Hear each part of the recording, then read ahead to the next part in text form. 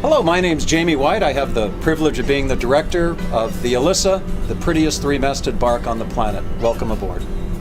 Hi, I'm Dwayne Jones. I'm the executive director of the Galveston Historical Foundation. I want to say a couple of things about the foundation. We trace our roots back to the 1870s, but we reorganized in 1954, mainly for the purposes of acquiring and owning property. Well, we've been doing that since the 1950s. We've owned a number of important properties in the city of Galveston, but maybe the acquisition of Elissa in the 1970s was one of the biggest steps for the organization to ever take. The Elissa made 2 calls to the Port of Galveston, and at that time, the Galveston Historical Foundation, Peter Brink, thought it would be a great idea to have a working ship here to tie into the Strand. I couldn't believe what we bought. The ship had been converted over the years, and at this point was a smuggling ship, and she had been changed to such a point that unless you knew what you were looking at, you would have never realized she was a sailing vessel. Years and many, many millions of dollars later, the ship was finally restored, and this was only due to the fact that many foundations throughout Galveston, Houston, and the state of Texas contributed the funds to make it happen. And it wouldn't have happened without all of those people who came forward with their time and money. And it's very much like Carrington stepped forward to help with the development and the restoration, the funding, and everything that makes the Elissa worthwhile. We're very excited tonight to be able to recognize Carrington Weems with the spirit of Elissa. And I know some of you may wonder, well, what is the spirit of Elissa? What does it really mean? And it is kind of what the words say. It's someone who brings a great entire vision and spirit to us, to the foundation, to the Texas Seaport Museum, and to Elissa. And we really feel like Carrington was a really great choice this year because Carrington began with us actually about the time I became executive director, about 4.5 years ago. He came on very early and very quickly to help form the Elissa Maritime Society. But it wasn't just his vision for the society, which would be there to support Elissa long into the future. It was also his commitment to help us raise funds, to see the organization really focus on Elissa and on the Seaport Museum, and all the wonderful vision that he has as just an individual person. So we're happy to honor Carrington. We think it's a terrific choice. And I think this tonight, and after all the things that you hear about him, you'll understand why he was our choice. I'm Bill Broussard, and I'm here today at the offices of F. Carrington Weems, which, if you look around, is really quite a maritime museum.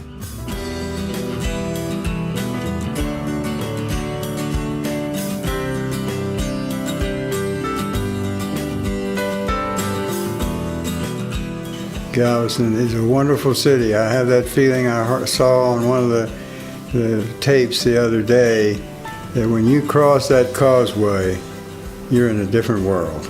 You're in an incredibly beautiful, historic, small town. And I love going there. And that's really one of the reasons that I've gotten so interested in GHF. And of course, my interest in nautical things, maritime history, maritime objects, brings me to the interest that I have in Elissa.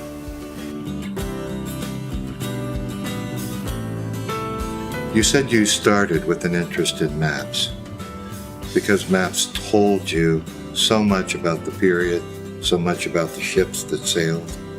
Can you tell me something about your map collection, its size and its importance? Well, the map collection is reasonably unique, certainly one of the largest in Texas. There were over 320 maps. There are now 270. I had to sell a few of the maps to buy the ships, and actually call the collection of maps, actually call it the America of the Gulf. Look, thank you for taking the time. Oh, my friend, listen, thank you for taking your time.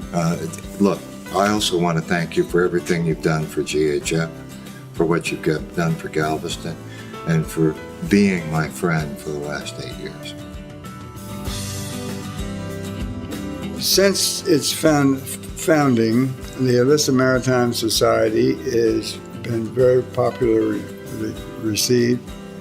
And I want to mention to all of the people that might be seeing this that the membership is open, and we have room for others, and we would like to have some of you join the Elissa Maritime Society, because it's a very distinguished organization and it's a lot of fun.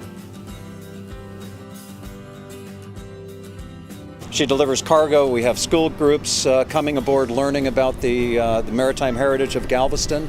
We have the Elissa as a vehicle for volunteers to come and learn skills and learn how to sail a 19th century sailing ship. We have students from A&M just down the way that are in partnership with us learning about heritage and about ships in the sea. And all this gets back to the fact that a ship is never finished till it's sunk. It's an ongoing work, and unlike us, that I understand we replace all of our sails every 7 years. A ship doesn't have that ability. They rely on us as stewards to care for them and ensure that they're here for future generations. And that's, I think, the thing that I really enjoy about working on the Elissa and for Galveston Historical Foundation is being part of that continuum that started on a riverbank in Aberdeen in 1877 and is continuing to this day.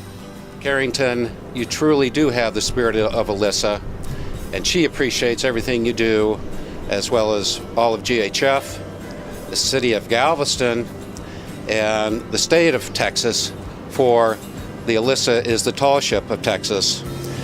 And again, many thanks for all that you've done.